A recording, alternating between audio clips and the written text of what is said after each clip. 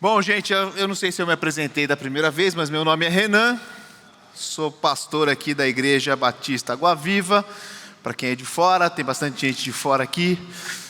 Sou pastor de Missões e Cidade, do Ministério de Missões e Cidade. Estou aqui na Água Viva faz 11 anos e o Ministério de Missões e Cidade que está realizando aqui essa conferência, junto com toda a igreja. Sejam bem-vindos. Eu tenho 48 anos, num corpo de 30, né? Os invejosos já se manifestaram, né? Tenho 3 filhas maravilhosas, porque eu me casei com uma esposa maravilhosa, né? Então, a Camila. E queria trazer aqui para vocês hoje uma palavra sobre a igreja missional. Igreja missional. O que é ser missional, né? O que a gente entende hoje por igreja missional? Parece que é um termo novo, né? E por que não algo que virou moda, né? Algo que as igrejas estão usando bastante hoje, essa troca da palavra missionária para missional. Esse negócio se tornou popular em 88, para vocês terem uma ideia, quando foi um livro chamado Missional Church, né, foi publicado e ele foi amplamente divulgado. E como o crente gosta de fazer, esse negócio acabou virando um manual de como se tornar uma igreja missional. E aí caiu nas graças do modismo. Mas missional, gente, vem muito antes de tudo isso. Na verdade, missional é um conceito usado há muito tempo atrás. O termo missional, ele começou a ser amplamente usado numa conferência missionária, em 1952, aonde, como uma forma de expressar a ideia de que Deus continua ativo no mundo, né? Deus não montou o seu Lego e ligou e começou as coisas a acontecerem e ele só ficou olhando.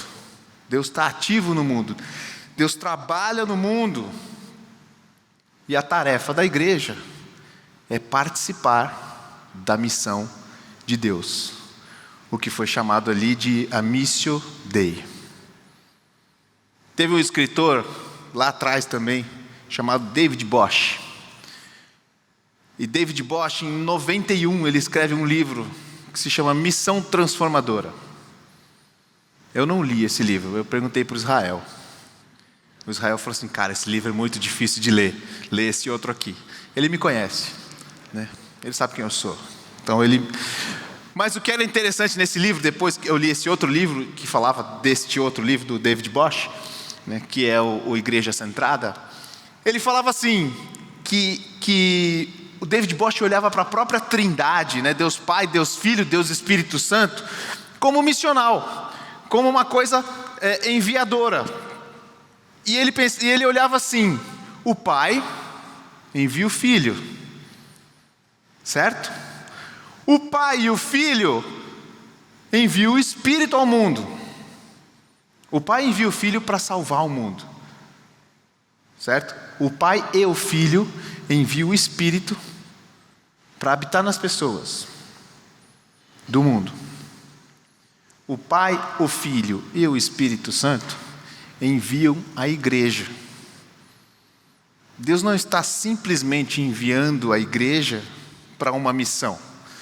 Deus já está realizando a missão, certo?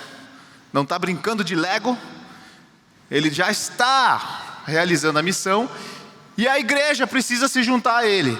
Eu tinha um cara que me discipulava lá atrás, há 20 anos atrás, e ele sempre falava isso para mim, né? Ele usava aquele versículo onde Jesus falava para os discípulos: Deus trabalha até agora, e eu trabalho também, e eu faço o que eu vejo o meu Pai fazer, e o meu Pai se agrada disso. Deus trabalha até agora.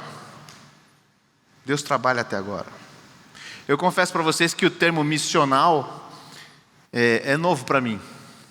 Faz uns 2 ou 3 anos que eu ouvi isso pela primeira vez. Alguém escreveu algum artigo ali. E eu confesso também para vocês que eu gostei dessa atualização. Não pode falar isso, né? Eu gostei desse negócio. E de trocar, né, a palavra missional para missionário. Missionário para missional. Eu gosto dessas coisas. O missionário para mim, ele sempre me lembrava, quando eu era pequeno, meus pais me levavam, né? Eu era da Igreja Batista do Morumbi, e lá tinha umas conferências missionárias, cara, assim, e a gente gostava, e aquele espírito de missões, né? E era o tempo onde os missionários voltavam das suas bases para contar os seus testemunhos, as suas aventuras de vida lá em outras culturas, e era legal aquilo ali, né? E aí você vai crescendo, você vai olhando as coisas, os bastidores, e parece que era o tempo onde a igreja pensava missões, né? Onde o departamento de missões da igreja trabalhava pra caramba nessa época, e onde a igreja conhecia o trabalho missionário da igreja, os projetos missionários. Nada contra a conferência, tá, gente? Afinal de contas, a gente está numa aqui, né? Nada contra todo esse movimento. Muita gente foi e continua sendo transformados, inspirados pelos projetos missionários transculturais. Mas existe uma diferença entre fazer missões e a missão da igreja. Uma igreja, ela precisa ser missionária e missional. Uma igreja não só faz missões, uma igreja vive a missão de Deus. E aqui está a grande diferença. Uma igreja que vive a missão, ela não pode funcionar a partir dos projetos missionários. Ela não pode se lembrar do tema missionário só nas conferências missionárias ou nos relatórios que os missionários enviam de tempos em tempos para a igreja. A igreja missional, todos os seus membros são missionários. Uma igreja missional, todos os seus membros são missionários. Todos entendem que são chamados. Cada membro se vê como um discípulo de Cristo enviado em missão ao mundo. E esses caras vivem para abençoar a sua família, vivem para abençoar a sua casa, vivem para abençoar a sua cidade, o seu condomínio, a sua rua. E é sobre esse tema que eu quero falar com vocês aqui hoje. Igreja missional. Na verdade, a gente vai trabalhar isso todo o final de semana. A gente quer inflamar vocês. A gente quer encher o coração de vocês do que Deus tem feito no mundo através de cristãos missionais. Por isso que a gente tem ali no nosso hall 11, né, Rômulo? 11 agências missionárias para vocês conhecerem, para vocês entenderem mais do que esses caras estão fazendo. A nossa intenção é desenvolver na igreja não um departamento de missões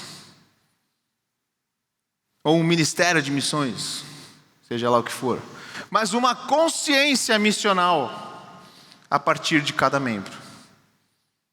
A igreja deve existir para ser totalmente missão. Vamos orar? Não vou acabar não, isso aqui foi só a introdução, tá, gente? Senhor Deus, dê-nos entendimento da Tua palavra, Pai. E a partir do entendimento da Tua palavra, coragem para mudar as nossas atitudes. A gente vai ler aqui a Sua palavra, e ela é viva, eficaz. Que isso possa tocar nos nossos corações. Em nome de Jesus. Amém. Amém? Amém. Abra sua Bíblia lá em Mateus 28, de 19 a 20. o texto mais conhecido quando a gente fala de missões na igreja, né?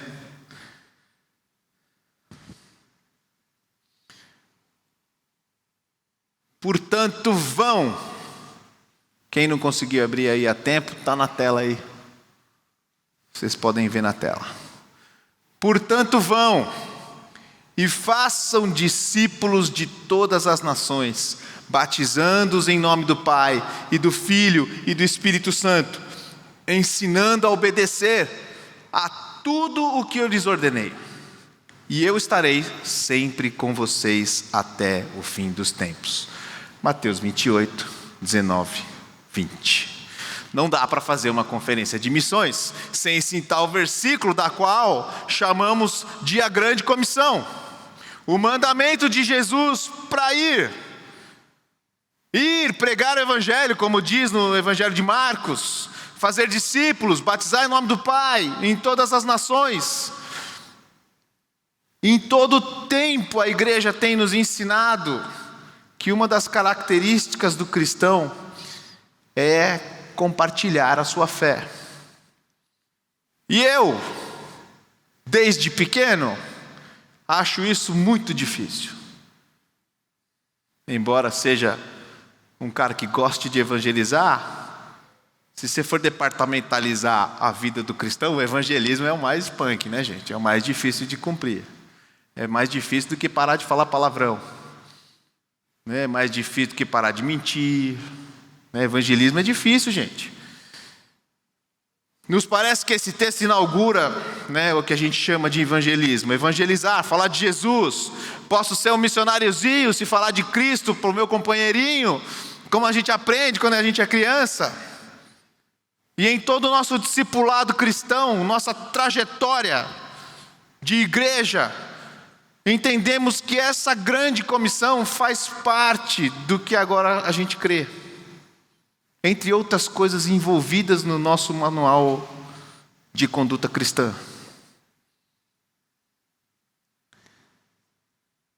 Mas para pensar. Jesus gosta que a gente pense. De onde vem esse versículo? Será que funciona assim mesmo? É assim mesmo? Eu me tornei cristão, agora eu sigo um conjunto de regras e de normas. Dentre estas, eu tenho que falar de Jesus para os outros, falar de Cristo para os outros. Afinal de contas, está na Bíblia, especificamente nesse versículo, e em uma série de outros versículos. Uma das coisas que, como cristãos, e como não cristãos também, a gente precisa entender é o plano de Deus. Eu gosto de chamar de projeto de Deus para a humanidade. É a conjuntura toda da coisa. É a história que a palavra de Deus conta. Apenas cumprir a ordem deste versículo, apenas cumprir só isso, é fazer missões. Viver uma vida com uma consciência missional é entender que este momento aqui, entender este momento, é entender tudo que levou Cristo a dizer essas palavras aqui, depois de morto, depois de ressurreto. Você não vai entender o que é missão de Deus a partir só desse trecho aqui, deste versículo. Já parou para pensar nisso? Eu não sei se você já parou para pensar nisso. O que levou Cristo a dizer isto, esta hora, para os seus discípulos? A gente precisa voltar na história. E é isso que eu quero fazer com vocês hoje. É voltar nesta história. Por isso, abre a sua Bíblia então agora, em Gênesis 12. Gênesis 12, e eu vou ler o versículo de 1 a 3.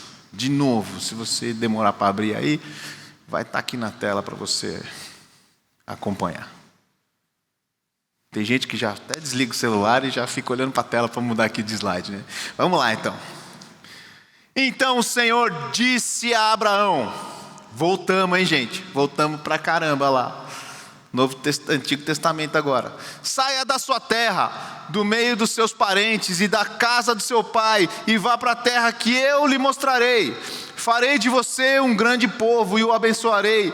Tornarei famoso o teu nome, e você será uma bênção. Abençoarei os que abençoarem, amaldiçoarei os que o amaldiçoarem. Por meio de você, todos os povos da terra serão abençoados. Todos os povos da terra serão abençoados. Vou fazer um panorama aqui com vocês. Deus criou o mundo, certo? Certo? Certo. Foi fraco, mas está certo. Deus criou o mundo e tudo que nele há. Criou o homem, criou a mulher. Eu preciso ser rápido, cara, senão eu não vou terminar hoje, né? E a coisa toda se estragou, zoou tudo. A Bíblia diz que extraviou, lá em Romanos. E o pecado devastou tudo. Aí você vai falar para mim, mas pastor, peraí, você leu Gênesis 12 e começou a falar de Gênesis 1. Que pregação é essa? Do capítulo 1 até o capítulo 11 de Gênesis, é uma história muito triste, de como o homem se perdeu, sem o relacionamento dele com Deus. Na verdade, do capítulo 3 ao do capítulo 11, porque do capítulo 1 ao 2 é a criação do mundo, e é bonito pra caramba. Mas do 3 ao 11, nesse trecho aqui, pra você ter uma ideia, a palavra bênção, ela não aparece. A palavra bênção deu lugar à palavra maldição. O ser humano se autodestruindo. Só para você ter uma ideia, né? Vamos lá. Capítulo 4 tem Caim e Abel se matando ali. Se matando não, um matou o outro. Vamos falar a história direito. Né? Inveja e morte nesse capítulo. Aí no capítulo 6... tem lá um subtítulo, a corrupção da raça humana. Depois vem o dilúvio em 3 capítulos. A Torre de Babel, no capítulo 11. E em todos esses capítulos, o mal percorre solto na terra. Aí chega o capítulo 12, gente. E o capítulo 12, a bênção chega. No capítulo 12, a bênção chega. Deus ama o mundo de tal maneira que envia Abraão e recomeça seu plano de restauração da humanidade. Sabe o que Deus faz aqui? Deus faz aqui o que Babel não conseguiu fazer, né? Gênesis 11:4 está ali, os caras falando, vamos construir uma cidade, história de Torre de Babel, e uma torre que chega até o céu. Parece eu falando agora, ó. Assim ficaremos famosos e não seremos espalhados pelo mundo. Conseguiram? Não. Plano zoado da Torre de Babel. Gênesis 12:2, quando chegou a bênção, tornarei você famoso e você será bênção para os outros. A bênção chega de novo aqui, gente. Deus vai restaurar a humanidade pela bênção. Deus faz uma promessa para Abraão. A maldição não tem a palavra final nos projetos de Deus. A gente vê 2 movimentos aqui muito legais. Restaurar a bênção para a família de Abraão. Primeiro. Segundo. Todas as famílias da terra serão abençoadas. Abraão não foi escolhido para ser abençoado. Abraão foi escolhido para ser uma bênção. Abençoado para abençoar. Certo? Se você se lembrar das minhas primeiras palavras lá no começo da minha pregação aqui, e associar tudo que você ouviu agora nesse pequeno panorama que eu dei aqui, você já deve ter descoberto o final da minha mensagem. Onde eu quero chegar, né? E eu quero que a maioria aqui, se não todos, já chegaram na conclusão da minha mensagem, certo? É assim mesmo, gente. A vida do cristão é desse jeito. Sabe por quê? Porque você sabe o final. Você sabe o final, cara. Você sabe onde você vai chegar. Somos escatológicos. A nossa missão está no meio. O final, já sabe. O começo, tudo que Jesus fez, já sabe. A sua missão está no meio. Por isso que eu vou continuar o sermão aqui. E eu peço que o Espírito Santo fale mais ainda com você. Te revele coisas que você entenda cada vez mais a missão de Deus, essa Missio Dei. Então vamos lá. No restante do livro de Gênesis, gente, eu não vou fazer eu ficava desesperado quando eu sentava aí, ficava tentando, né, saber quanto tempo que o pastor ia falar mais. Eu não vou fazer todo o panorama, tá, gente? A gente vai fazer rápido aqui, você vai ser dinâmico, você vai gostar. Fica acordado, tá? Mas vamos lá. No restante do livro de Gênesis, a abençoada família de Abraão vai sendo formada, né? É uma saga digna de uma série de 12 temporadas ali, de qualquer canal aí, cara, porque é legal pra caramba. Abraão, Isaac, Jacó, né? Os patriarcas do povo de Deus, povo abençoado e que deveria ser abençoador. Mas a desobediência, a falta de fé, o medo, faz o povo se esquecer de qualquer promessa. Afinal de contas, né, gente? Quem que vai proteger a gente? Né? Quem vai suprir as minhas necessidades?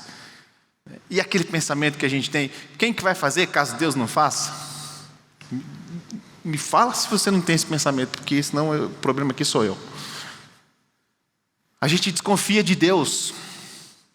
A gente cria o nosso esquema, um esquema diabólico, né? Se Deus não fizer, eu preciso dar um jeito. Sabe por quê? Porque a gente não crê que Deus vai fazer. E aí a nossa cabeça vem e fala, eu preciso agir. É que nem a tentação no deserto com Deus, com Jesus ali.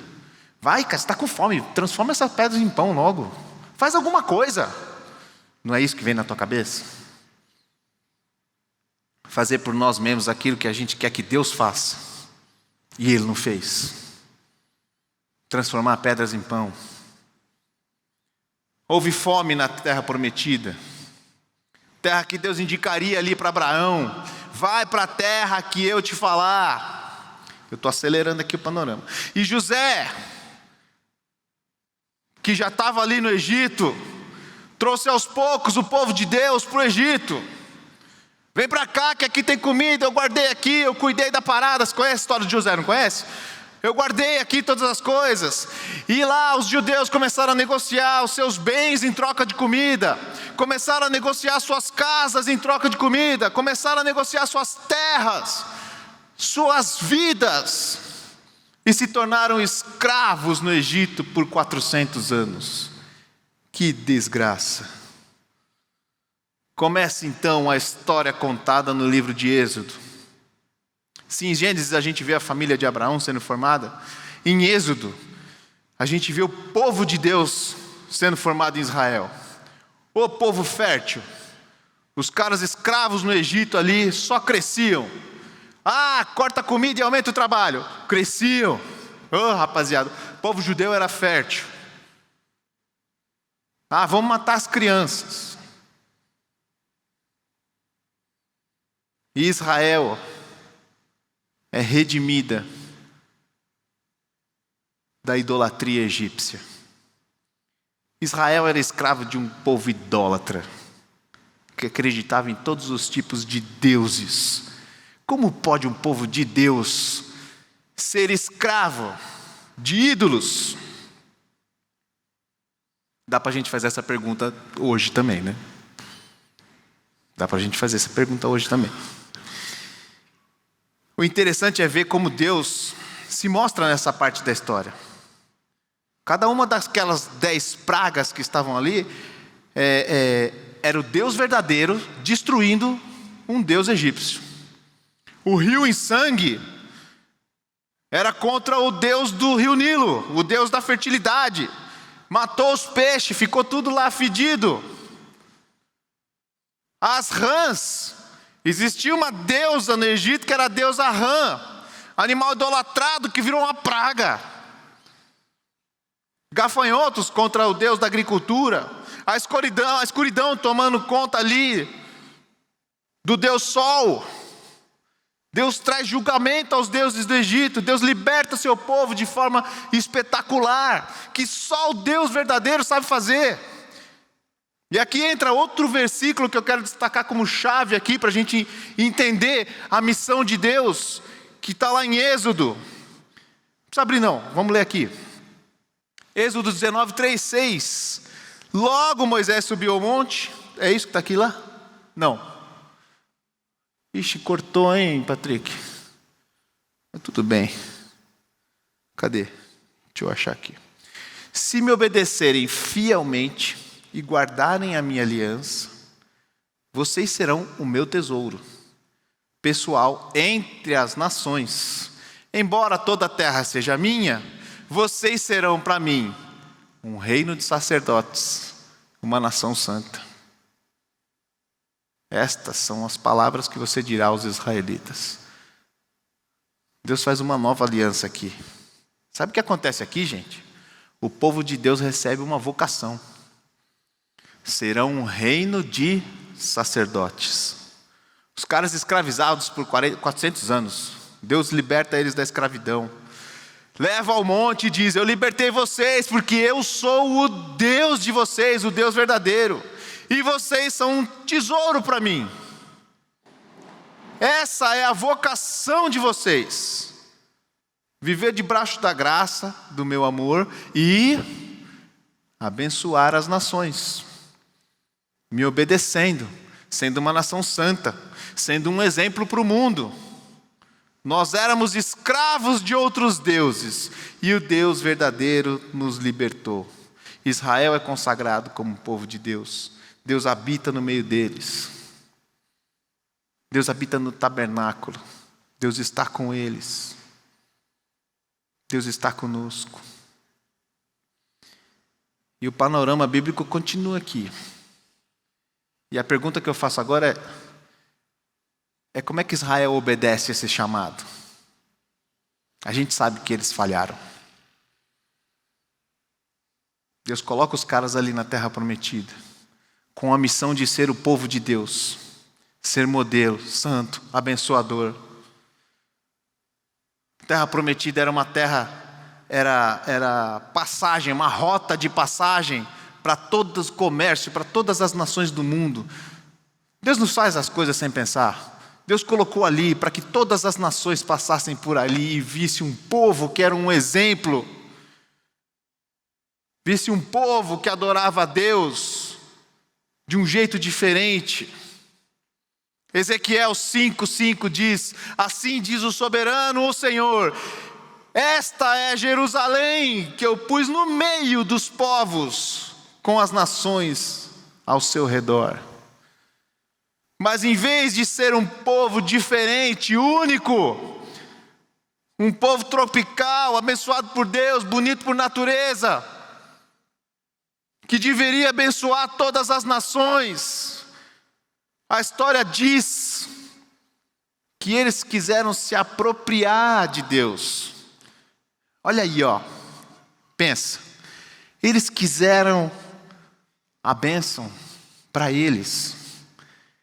Eles se esqueceram que eles deveriam ser luz para todas as nações. Esqueceram da promessa de que através dele todas as famílias da terra seriam abençoadas. Eles começaram a achar que eles eram as famílias da terra que eram abençoadas por Deus, achando que eram os preferidos de Deus, as famílias preferidas de Deus, os queridinhos. Tem alguma diferença do que tem acontecido no mundo hoje com o povo cristão? Um povo que se esqueceu da sua vocação, perdeu o sentido, perdeu a direção, fazendo as coisas para eles próprios, para nós próprios. Eu também me incluo nessa parada.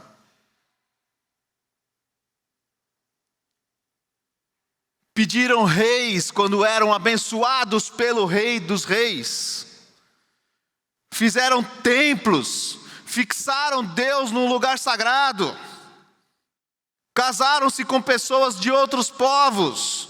Começaram a adorar outros deuses, viravam escravos de novo, literalmente. Será que essa história não leva a gente a pensar em nós? Será que a gente está, de fato, hoje entendendo o plano de Deus para a recuperação da humanidade?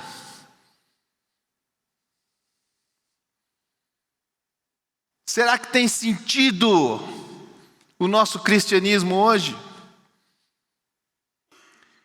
Porque se a gente está vivendo um cristianismo sem sentido, indo atrás da bênção, como um produto de prateleira, que você compra aqui no domingo, como um bem de consumo, onde você paga, acho que paga, né?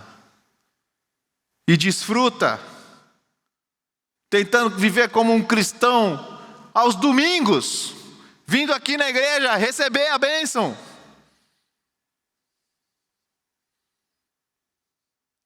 A gente deixou de ser intencional, a gente deixou de ser abençoador, a gente está deixando de ser exemplo. A gente não tem a cara de um povo redimido. A gente tem cara de merecedor de bênção. Por mérito. Porque eu sou um missionáriozinho, falo de Cristo, companheirinho. Porque eu sou mais bonzinho do que malzinho. Israel está devastada. Mas Deus ama o mundo de tal maneira que enviou os profetas. A história de Israel, gente. Estou panorama aqui. No fracasso de Israel, no auge da idolatria de Israel, chegaram os profetas. E os profetas chegaram com as suas mensagens. Qual era a mensagem? Quase todos os profetas, na maioria deles, arrependam-se. Apesar de tudo, Deus não desistiu do seu plano. Deus vai restaurar a bênção. Sabe quando você canta que Deus é fiel, cara? Canta com força. Canta que Deus é fiel.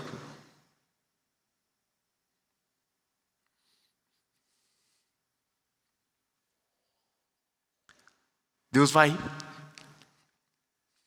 reunir o seu povo de novo. Está tudo zoado. Eles estão espalhados para tudo que é lado, né? Deus vai reunir o seu povo de novo. E Deus vai incorporar as nações dentro dessa aliança. O reino virá. Será trazido pelo Messias. Estou falando aqui as palavras dos profetas. No poder do Espírito Santo, Deus libertará o seu povo de novo. Como é que Deus vai cumprir essa promessa? Um grande pastor vai vir e vai reunir e juntar todo esse rebanho. E esse era o ministério de Jesus. Tá chegando aqui, hein, gente, ó. Não tem mais lugar para pôr bolinha aí. O reino de Deus chegou. Amém? Vai, faz que nem pentecostal. O reino de Deus chegou. Aleluia, glória a Deus, adoro, queria ser pentecostal, mas eu não consigo. Vamos lá. O reino de Deus chegou, o povo de Deus está espalhado, gente.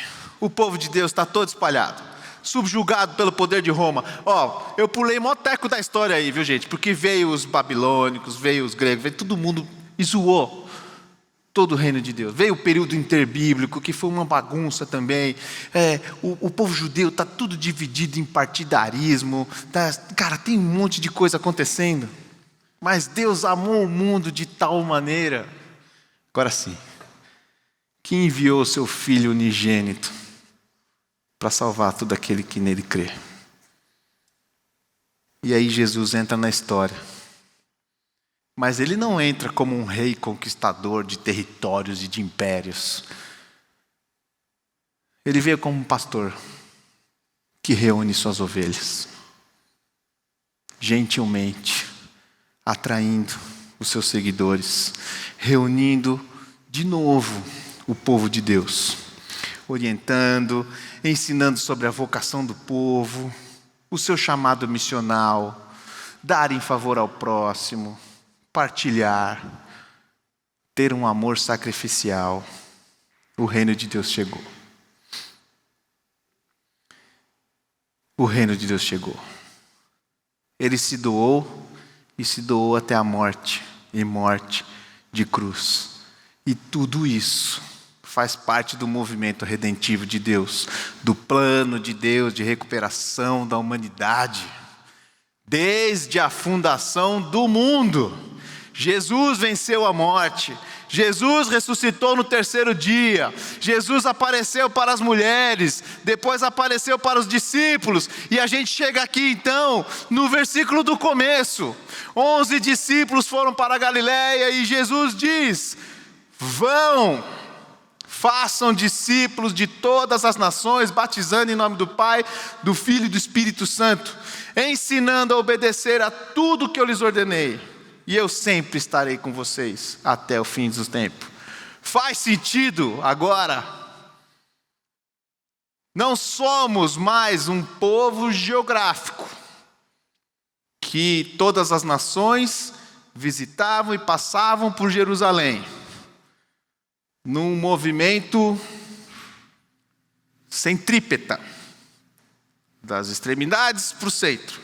Somos um povo centrífuga, a partir de Jerusalém, Judéia, Samaria e confins da terra. Mudou, tá? Mudou a parada aqui agora.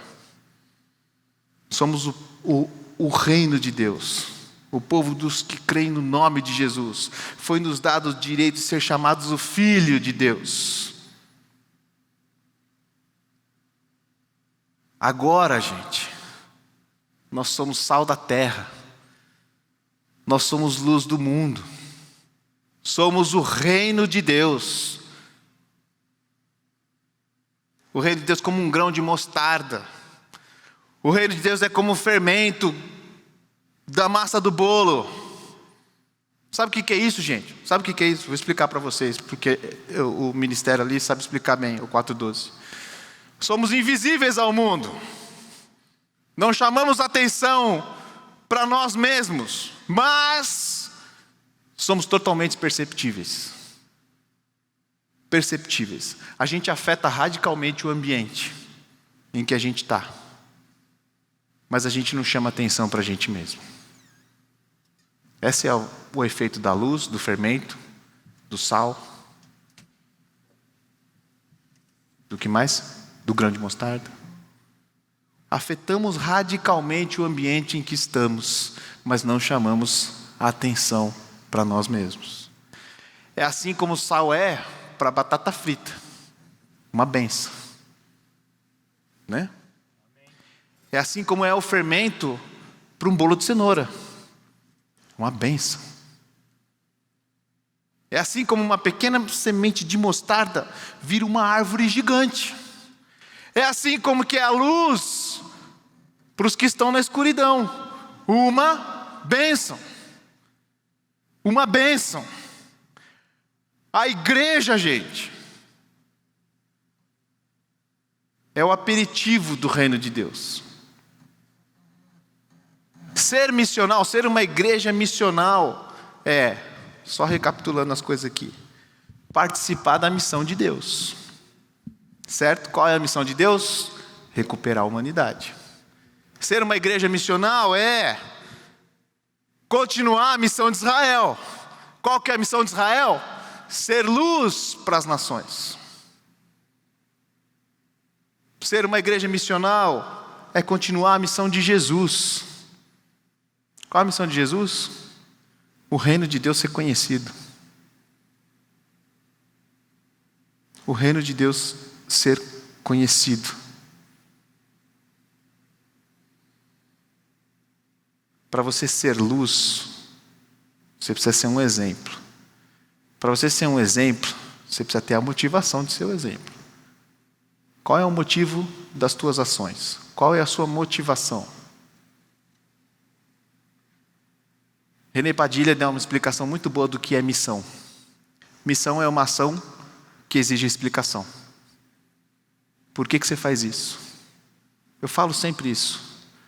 O cristão vive para responder uma pergunta: quem é você? O cristão vive para que os não cristãos façam essa pergunta para você. Por que você faz isso, cara? Quem está te pagando? Aí, cara, aí você vai ter que falar. E aí chega essa hora espetacular, sobrenatural de você falar do amor de Deus. Somos a igreja. Deixa eu dividir com você aqui uma graça que me foi alcançada. Deixa eu falar para você de Jesus. É por isso que eu faço essas coisas. Eu pareço um maluco, mas é isso mesmo. São as coisas loucas do mundo. Deixa eu contar para você. Aí, essa hora é muito legal, gente. Ser uma igreja missional é continuar a missão da igreja. Ser o corpo de Cristo, testemunho dele. A gente é obediente à grande comissão. Então, portanto, vamos. A Iba Viva é uma igreja missional, onde todos os seus membros são missionários. Não queremos ser um povo abençoado. A gente quer ser um povo que abençoa a partir das bênçãos que a gente recebe. Somos todos missionários. Cada domingo que a gente vem aqui, a gente se reúne para celebrar uma vida missionária que foi durante a semana. Não sei se você já percebeu, mas aqui a gente não chama o culto de culto, né? A gente chama de celebração. E isso faz todo sentido. Faz todo sentido. Aqui é uma reunião de missionários, gente. Nos reunimos, a gente louva a Deus, a gente aprende, e a gente é enviado ao campo missionário dessa porta aqui para fora. De domingo a domingo. A gente vem aqui de domingo celebrar o quê? Celebrar o envio. Celebrar o culto que você foi durante a semana. Celebrar a bênção que a igreja foi para a cidade durante a semana. Celebrar porque o evangelho foi vivo lá fora. É muito mais, gente. Ser missional é muito mais do que vir aqui de domingo. Ser missional é muito mais do que vir para cá só para se sentir bem. Vir para cá para pagar promessa. Vir para cá para exigir os seus direitos. Vir para cá para receber a bênção. Não, ser missional, gente, é fazer parte da missão de Deus. Da missão de Deus. E ser bênção para todas as famílias da terra. Abaixa a sua cabeça, eu quero orar contigo agora. Senhor Deus, a gente percorreu aqui pela Tua palavra, Senhor Deus, para entender um pouquinho mais da Tua história, do projeto de Deus para a humanidade, Pai. Ajuda a gente a entender tudo isso, Senhor Deus. Tem informação bastante aqui, Senhor Deus. Abra os nossos entendimentos, ó Pai. Muda a nossa motivação. Muda o motivo pelo qual eu sento nessa cadeira de domingo a domingo. Muda o motivo pelo qual eu atravesso essa porta aqui para depois sair.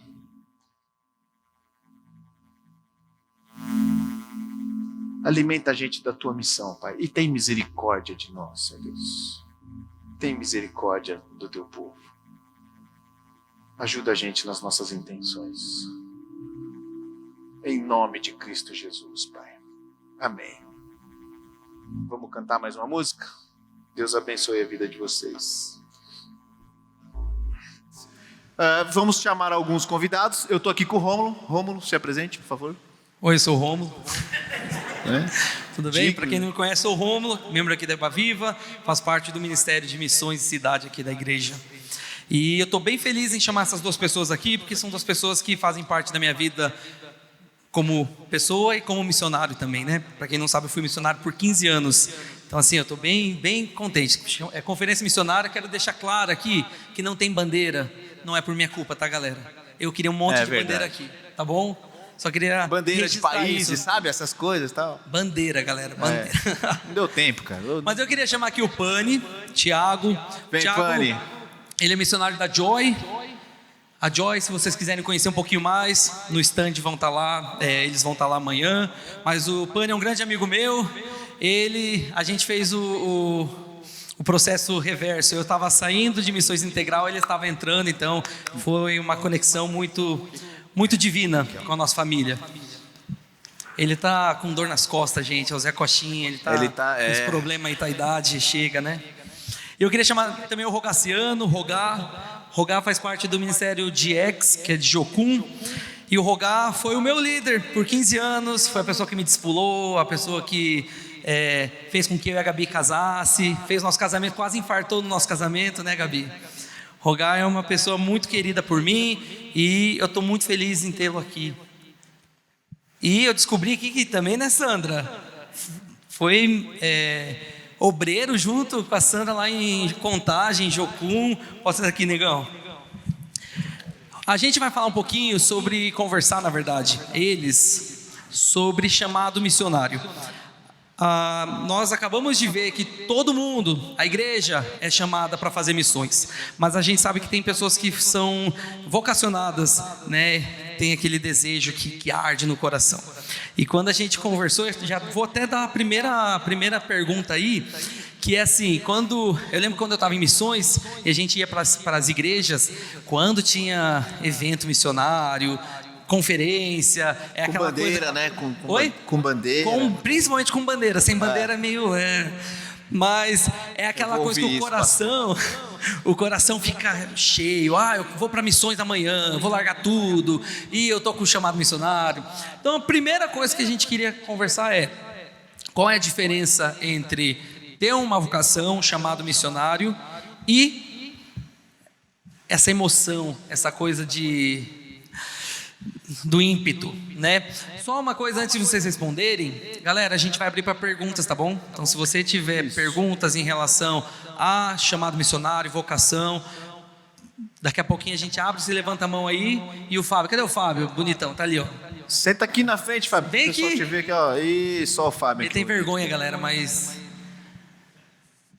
Então, se vocês já quiserem nessa pergunta explicar o que é chamado missionário para vocês, o que é vocação missionária para vocês, e primeiro que pegar o microfone ganha, vai. Boa noite, uma alegria muito grande estar aqui, obrigado. É uma pergunta bastante interessante, pensei bastante nela, tá? Nesses 30 segundos que eu estou aqui. Eu acho que a grande diferença entre a emoção que você sente, né? Eu sou filho de pastor e filho de missionário, então passei por todo esse processo de quando a gente vai na conferência missionária, né? Então eu já tive chamado missionário para a China, para a Índia, para todos os povos não alcançados ali entre os 15 e 17 anos, né? Depois tudo passou. A minha experiência foi muito dentro da maturidade da vida cristã, né? Então eu tenho 40 anos e sou missionário desde os 36 anos, 35 para 36 anos. E eu tive então todo aquele processo de ter uma profissão, ter uma carreira, ter uma estabilidade financeira, família, filhos. Mas esse processo para mim foi muito importante, foi esse divisor de entender aquilo que Deus estava me chamando para um trabalho específico, daquilo que era o serviço na igreja ou aquela emoção de querer participar de alguma coisa diferente, né? Então, para mim, acho que eu gosto muito de olhar o modelo bíblico, né? Que ele, se a gente olha lá para Timóteo e para outras cartas, Paulo também falando, você vai poder olhar ali alguns filtros. E um deles é o seu desejo, mas tem um filtro muito importante, que é a sua comunidade de reconhecer o seu chamado. Isso é legal. Acho que esse é um ponto muito importante. Eu vou contar aqui rapidinho uma história. Quando eu estava em 2013, eu já estava com 30 e tantos anos, 30 e vários anos, e eu cheguei para a Joy, qual eu sou missionário, eu falei, gente, é o seguinte, eu estou abrindo um negócio, eu estava abrindo uma sociedade com um cara, era um negócio muito promissor. Eu falei, estou abrindo um negócio e eu vou ter metade do meu tempo livre para a Joy. Fechado? Eles falaram, não. E para mim, me explicaram por quê, né? Mas assim, para mim aquilo foi um baque, assim. Falei, cara, como não? Peraí, vocês não precisam levantar recursos. Eu vou trazer meu próprio sustento. Como não? E depois eu entendi, né? A história é mais longa, mas em 2017, final de 2017, eu lembro um almoço, o Edmur sentou comigo e falou assim: Pane, vamos aventura o ano que vem? Eu falei: agora entendi, né? O processo de maturidade, de entender, de dependência, e o negócio não foi para frente, né? E não, esse realmente não era o caminho. Então acho que esse é o processo, o filtro bíblico de a comunidade. Você pode ter emoção e tal, mas sirva na tua igreja, seja fiel e consistente na comunidade ou na organização. No caso, eu já era parte da organização que eu fazia parte, né, da Joy, como voluntário, para que essa comunidade, a tua liderança te reconheça e confirme esse chamado versus emoção. Oi, gente, boa noite. Tudo bem? Rogaciano is in the house. É rogar, né? A gente pode chamar de rogar. Isso, pode chamar de rogar, é mais fácil, né? Eu fico pensando nessa questão do chamado. Ele para mim chamado ele é muito específico, e eu costumo diferenciar um pouquinho do que é o chamado e do que é a vocação. E eu acho que às vezes a gente como missionário, por algum tempo a gente confunde um pouquinho, porque a gente acaba achando que chamado é só para aquelas pessoas que de certa forma desenvolvem uma função pastoral, ministerial, eclesiástica. E quando o Rômulo fez essa pergunta sobre emoção, eu acho que nós dentro da igreja nós acabamos entendendo isso, que a gente só tem um chamado, ou a gente só pode fazer missões quando a gente sente aquele friozinho na barriga, aquela alegria ou aquele choro, ou quando o missionário vem e conta as experiências e você chora, tal. E eu acho que de certa forma esse é o maior perigo que a gente corre, porque a gente acaba separando, meio que fazendo um dualismo. Isso aqui é missões, isso aqui não é missões. E eu gosto de pensar que chamado, Deus chama a gente de uma certa forma especificamente para um propósito dele. E quando a gente entende esse propósito para o qual Deus nos chamou, para aquilo que a gente vai fazer, não tem emoção. Claro, a gente se alegra, sorri, chora, fica, né, empolgado, mas a gente tem a convicção, a gente tem certeza que aquilo é o que Deus quer que nós fazemos. Então, para mim, essa é a diferença. Quando você fala assim: eu sei que eu fui chamado por Deus, eu sei que Ele me chamou para um propósito específico. Então, a emoção ela não vai te atrapalhar, ela não vai mexer com você. Eu sempre digo, né? Eu estou há 9 vezes fora, 94, quase 30 anos em missões. Olha aí. Bastante tempo, né? Assim, desde quando o Senhor me chamou. E eu entendi isso. E em alguns momentos eu fiquei balanceado. Puxa, será que não está na hora de eu parar? Será que não está na hora de eu desistir, entre aspas? Em alguns momentos eu tive essa percepção. Só que eu tinha convicção daquilo que Ele tinha preparado para mim, qual era o propósito dele para a minha vida. Então, esse momento que eu estava passando emocionalmente, talvez assim, na tristeza, no momento de repente querer ficar meio balançado, isso eu era superado, porque eu tinha convicção. Então, para mim, quando essa diferença do chamado, ela te traz essa convicção. Ela traz essa certeza de que você está cumprindo o propósito. Então aí não atrapalha, vamos dizer assim, né? Não mexe contigo. É legal você falar essa palavra do chamado específico, né? Todos somos chamados, né? Todos somos chamados por Deus para a missão dele, né? E chega um ponto de maturidade do cristão que ele entende, ouve o chamado específico. Você precisa fazer isso, né? E aí entende também que eu preciso largar, eu preciso deixar de gastar o meio tempo, de dedicar mais tempo neste chamado do que qualquer outra coisa. Então eu entendo o chamado específico dessa forma, assim, né? Desculpa. Me deram o microfone agora. Vai, pode falar. O que o pastor está falando é muito legal, porque eu me lembro quando eu cheguei na Jocum em 1994, naquela época nós tínhamos aquela questão do que você, como missionário, você tinha que largar tudo e fazer. Você não podia nem estudar, para você ter uma ideia. A Sandra lembra disso, né? Você não podia estudar, porque você estava em tempo integral fazendo algo específico na área de missões. E a gente tinha muito isso, é a missão que Deus me chamou. E é muito boa a palavra que o pastor deu, que a missão é de Deus, não é nossa. Nós só somos um agente.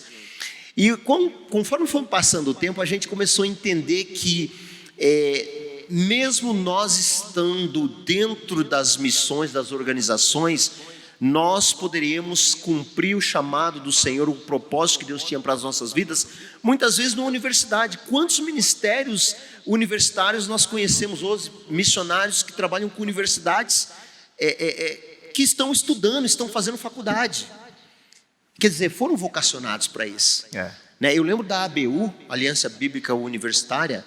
Eu me lembro de um pastor em São Bernardo do Campo, logo no início, quando eu comecei no ministério, e eu lembro que ele era de uma igreja batista de São Bernardo, e ele foi enviado pela igreja para fazer um curso superior para estar dentro da faculdade. Olha só. Olha que loucura. Para aquela época eu falei assim, como assim? Eu não entendi. Aí ele sentou comigo, ele era pastor formado, ele falou, não, Deus me chamou para trabalhar com a juventude, eu faço parte da ABU, e a igreja me enviou, a Igreja Batista em São Bernardo me enviou, está me pagando a faculdade para eu trabalhar com universitários. É muito louco. Muito bom. Se alguém tiver alguma pergunta, quiser levantar sua mão e perguntar, comentar, pregar aí também do seu... Não, pregar não. Só perguntas. Pode se desinibir. Tem alguém ali? Fala o seu nome para a gente ouvir também. Se apresenta. Vou segurar o microfone para você, tá bom? Eu seguro para você. Joséias, missionário desde os meus 17 anos. Bênção. Completando próximo agora 41 anos como missionário. Amém. O pastor colocou algo que precisa ser despertado em todos os membros da igreja, que é que todos nós participamos da missão de Deus. Mas eu fico me perguntando quantos de nós, às vezes, nos perdemos em relação à missão específica que Deus deu a cada um, e às vezes revela a cada um, mas o nosso egocentrismo, ganância, amor próprio, nos desvia desse chamado de Deus para contribuir com a igreja, ser um missionário de Deus. Vamos pegar aí um empresário, seja a profissão que for, às vezes Deus revela assim, olha, você vai contribuir nesse ponto, naquele ponto, aquele chamado específico, mas nós nos desviamos. Então, talvez a pergunta seria, como não perder, né, esse chamado específico de Deus na vida de cada um de nós? A gente não pode perder o foco da missão, né? Eu fiquei um bom tempo para eu trabalhar em tempo integral como pastor, né? E é engraçado isso, né? Porque você fica ensaiando essas coisas, você fica manipulando para você virar um cara de tempo integral. Não sei se vocês fizeram isso na vida, né? Mas eu mexi em todos os cantos ali para me tornar um pastor de igreja. Eu sonhava em participar das reuniões pastorais durante a semana. E agora eu estou aqui há 11 anos, às vezes eu fico pensando em como é que eu vou sair, né? E o nosso coração fomenta essas coisas. Não vou ser injusto com vocês aqui. A gente começa a olhar para fora e fala assim, nossa, e a vida que eu tinha quando eu era funcionário de segunda a sexta-feira, das 8 às 5 da tarde, né? E nossa, olha só, e quando a gente, o coração da gente, ele sempre vai querer achar uns caminhos que é transformar a pedra em pão. E a gente vai esquecer do que é o chamado nosso missionário. Isso não acontece só com quem é chamado de tempo integral, né? A gente também vai esquecendo no meio da vida. A ganância toma conta da gente. A Pri, alguém quer falar aí? Desculpa, eu achei que a pergunta foi para mim. Isso aí. Vocês querem comentar? Eu achei muito pertinente isso que você falou. Isso acontece, esse risco acontece, inclusive dentro da jornada missionária. Sim. O irmão, como missionário, sabe disso. Então, como é um exercício constante, lembrar que ser missionário pode ser o que traz o sustento para casa e tudo mais, mas não pode ser uma profissão. Eu tive uma dificuldade, entrei no tempo integral como missionário com 35 para 36 anos. A grande dificuldade que eu tive foi mudar esse chip de profissional, né? Então, meta, vamos cumprir meta, vamos entregar o job. Eu era publicitário, né? Então, campanha, como que se mede? E eu lembro que depois de um ano fazendo um trabalho num bairro aqui que chama Capela, e eu falava, cara, como que se mede o sucesso disso? 13 adolescentes na garagem de uma casa, como que se mede isso? O que é sucesso, né? Então, acho que os dois caminhos, a pergunta é a mesma, mas os dois caminhos, eles têm que ser olhados e olhados com muita sinceridade o tempo todo. É isso que você falou. Você olha para o outro lado, se eu fosse missionário e tal, a gente se perde nessa questão do egoísmo. Acho que o egoísmo é o ponto que a gente se perde no serviço da igreja, seja no que vai ser o flanelinha, no que vai dar aula. Né, porque uma aula é boa, bem preparada ou mal preparada, é o tempo que aquela pessoa se dedicou em abrir mão daquilo que era satisfazer ela para o reino de Deus. E assim acho que é a nossa jornada também, né?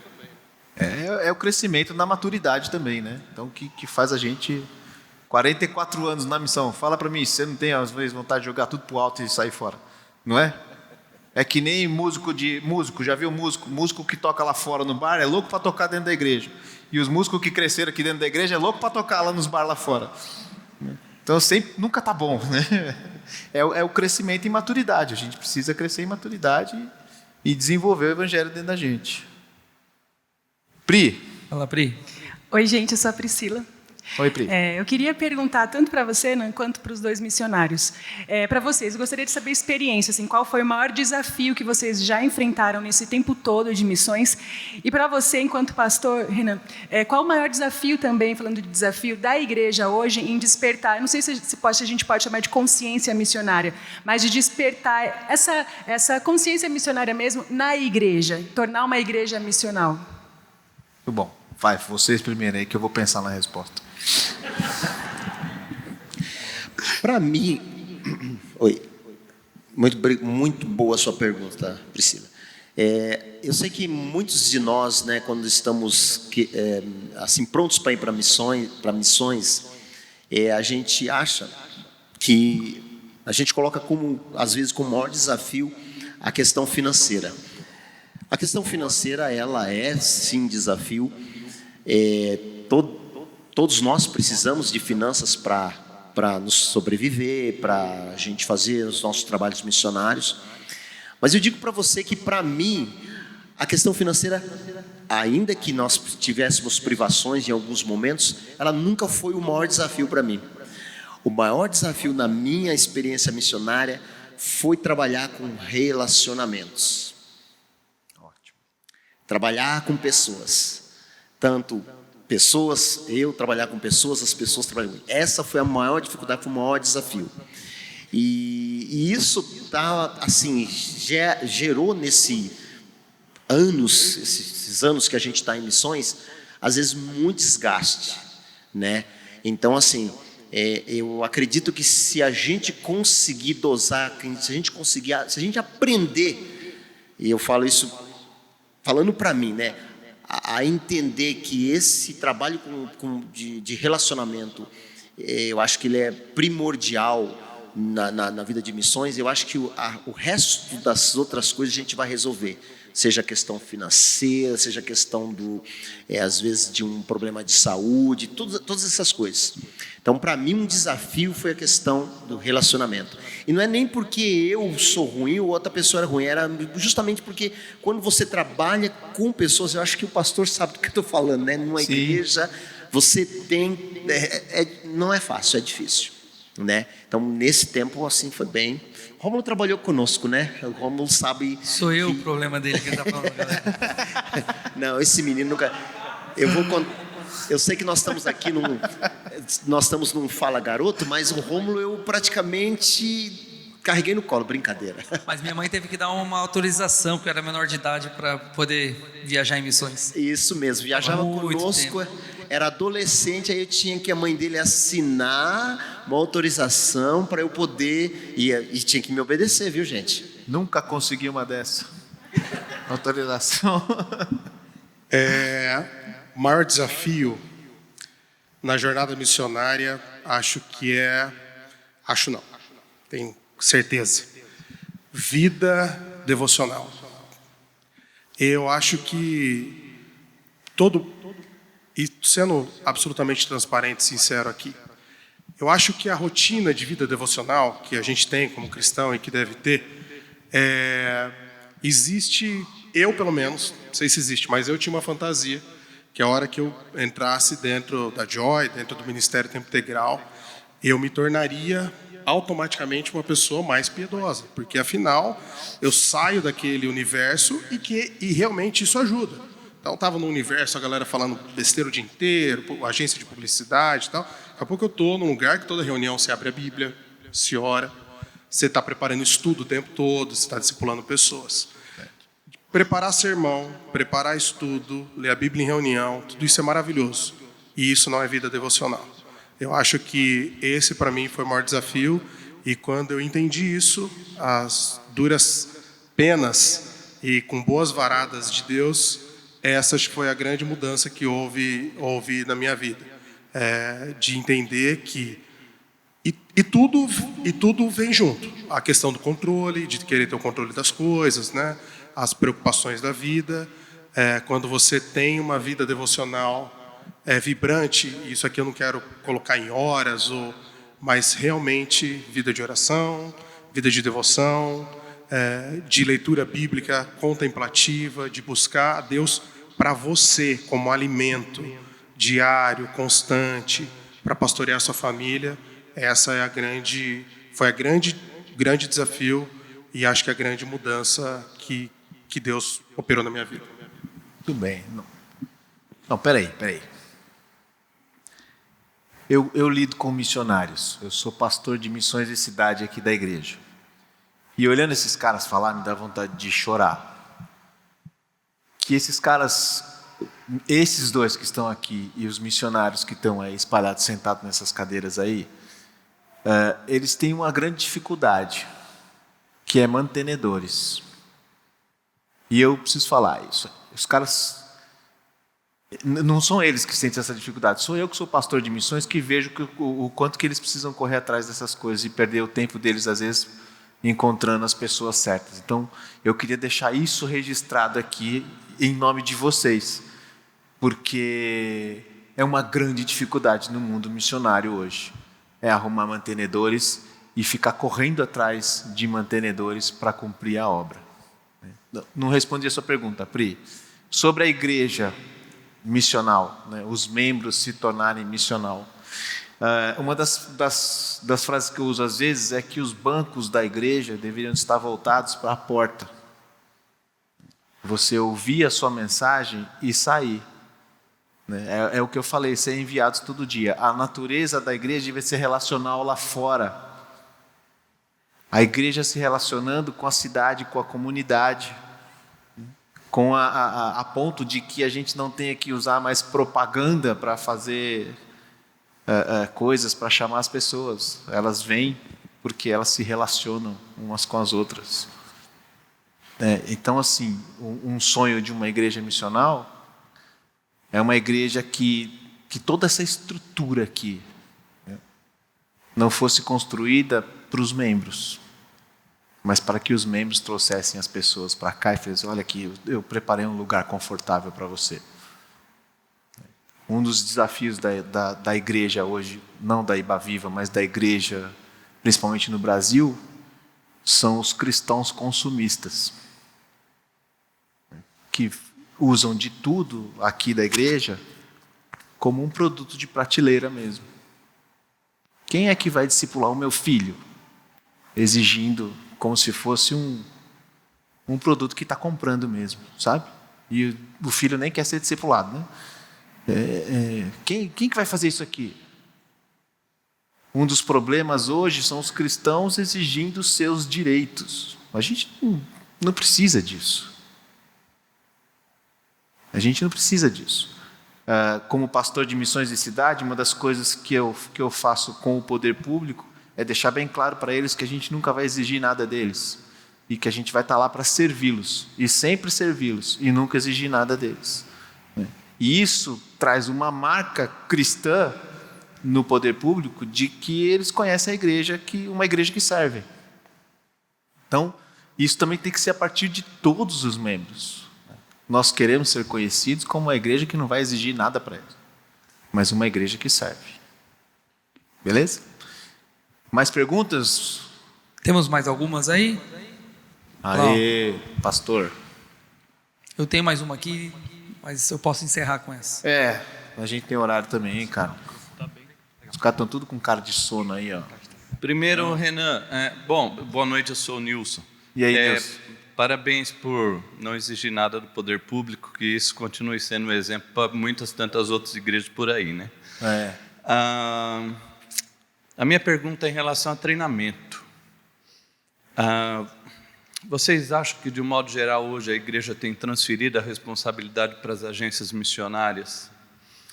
E as agências missionárias estão ligadas no principal que o irmão citou,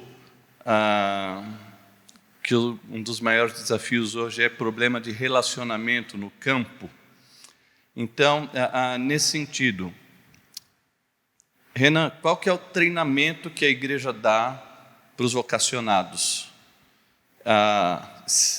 além de seminário? E os irmãos, não sei se estão ligados aí nos seminários, se os seminários estão ligados e estão preparando para essas demandas de relacionamento no campo. Fala, Nilson. Obrigado pela pergunta aí. Nós estamos iniciando um treinamento aí o ano que vem para vocacionados e para novos missionários e pessoas que vão estar à frente, aí, novos líderes da igreja. Então, esse é um treinamento. A sua pergunta sobre agências missionárias, a minha resposta, sim. Eu prefiro passar, às vezes,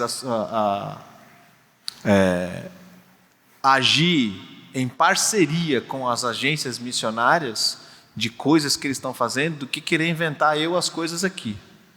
Eu não vou inventar uma roda que eles já estão girando faz muito mais tempo, né? Então eu procuro ter um bom relacionamento com as agências missionárias, sim. Claro que a gente tem agências missionárias e tem gente que brinca de missão, né? Então a gente precisa também olhar a boa reputação das agências missionárias, mas elas são ótimas parceiras da igreja, sim. Querem falar alguma coisa?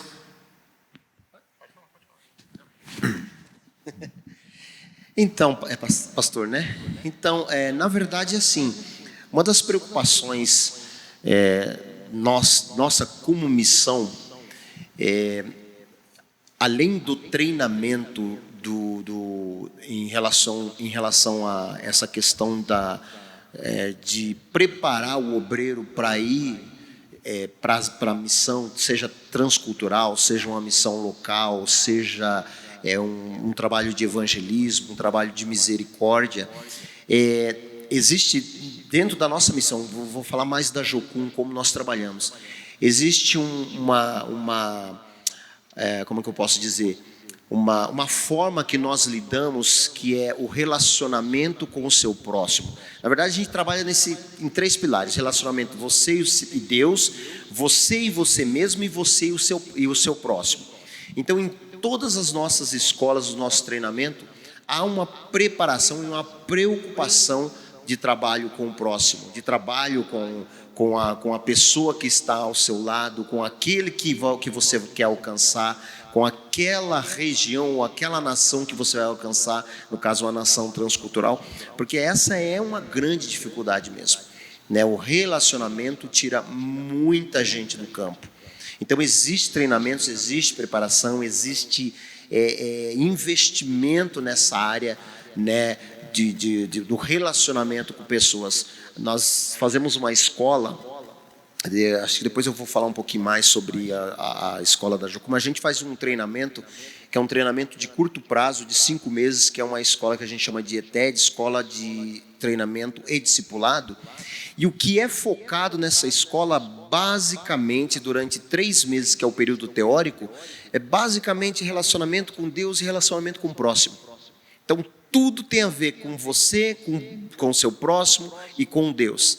E a partir daí, você pode trabalhar, você pode usar as ferramentas ou usar a sua vocação de uma maneira melhor, já treinada. Só que a gente sabe que nós, como seres humanos, nós precisamos sempre estar sendo lembrados, estamos sendo treinados, estamos sendo ministrados, porque da mesma forma que você aprende uma coisa aqui, amanhã você já está esquecendo. Mas existe uma preocupação, sim, existe uma preocupação muito grande da nossa área, da nossa parte em relação a isso. Eu, nesses anos de missões, sempre que a gente pode, fora a ETED, fora a escola de treinamento, a gente tem procurado trabalhar com os nossos obreiros, com a nossa equipe, né? Trabalho em equipe, relacionamentos. Por quê? Porque a gente sabe que isso pega demais. E no campo missionário isso é fácil a pessoa estourar, espichar e querer ir embora para casa e desistir, porque não é uma coisa fácil, né? Pessoas são diferentes, né? E pastor, sim, esse tema é muito urgente da gente tratar, viu? Treinamentos de novos líderes, desenvolvimento de discipulado de novos vocacionados, é um tema muito urgente. A gente precisa lidar com isso o mais rápido possível. Como igreja, eu estou falando aqui agora, né? Dentro da Joy, a gente faz um trabalho com adolescentes não cristãos. Então, a gente tem um grupo de missionários, mas a grande força de trabalho são voluntários, cristãos que trabalham como voluntários. Eu chamo de missionários voluntários. Eu acho que o que fez muita diferença na minha vida, eu conheci a Joy já com 25 anos de idade. Cheguei, conheci, me tornei voluntário, mas o que foi o grande divisor de águas na minha vida, como um todo, para a minha família, foi a questão do discipulado permanente.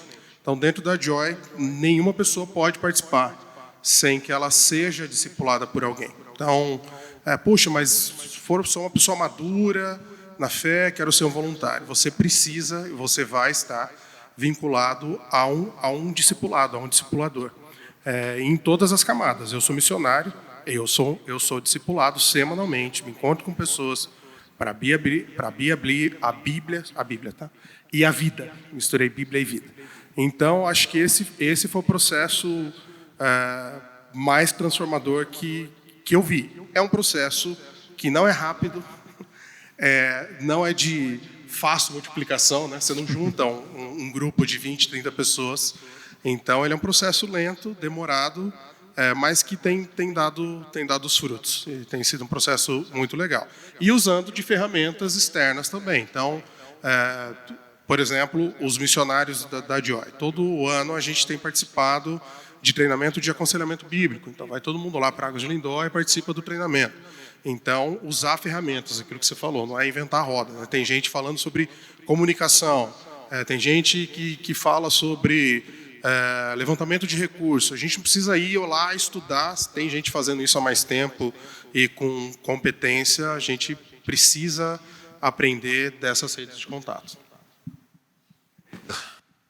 Vamos encerrar. A pergunta que eu ia fazer fica para domingo, porque eu queria falar sobre missões transculturais, chamado, porque os dois aqui trabalham com missões urbanas, mas daí no domingo de manhã, No painel a gente vai falar sobre missões transculturais.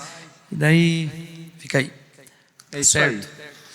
Gente, a gente vai encerrar aqui hoje. Amanhã tem um dia cheio de coisas para acontecer, horário de oficinas, os estandes vão estar funcionando aqui. Amanhã de manhã, Rogar vai trazer a palavra aqui para nós. Deus abençoe você, Rogar. Estamos orando por você desde já. E vai ser algo bem especial. Vamos ter mais louvores aqui com músicas. E que mais? Almoço por aqui também.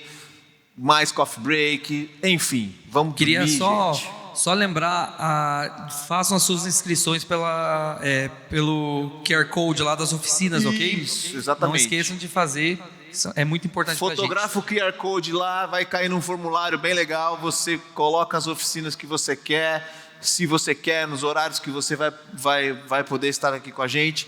Enfim, boa noite para vocês, meus amigos, Deus abençoe. Vamos orar? Vamos. Quem dos três aqui vai orar para nós aqui? Vamos lá. Aí o Thiago aí que Rogar vai orar amanhã, o Thiago ora hoje. Isso, boa, verdade. Pastor Thiago, vamos lá. Senhor Deus, nosso Pai, obrigado pelo sangue de Jesus Cristo derramado na cruz, que nos salvou, mudou a nossa história, mudou a história da humanidade. E através disso e da comunhão que temos contigo, Deus, o Senhor nos permite estar aqui reunidos. Obrigado, Deus, pela vida de cada um de nós e pedimos a Ti, Senhor Deus, que o Senhor use essa igreja, esse final de semana, para despertar novos corações, novas pessoas, ó Deus, para encarar os desafios que são imensos, ó Deus, para que Teu reino continue sendo expandido. Obrigado pela vida dessa igreja, ó Deus, obrigado pela vida da liderança, dos pastores, que têm trabalhado, investido arduamente, ó Deus, para que essa cidade seja transformada pelo Teu Evangelho. Nós queremos Te louvar e Te agradecer por isso.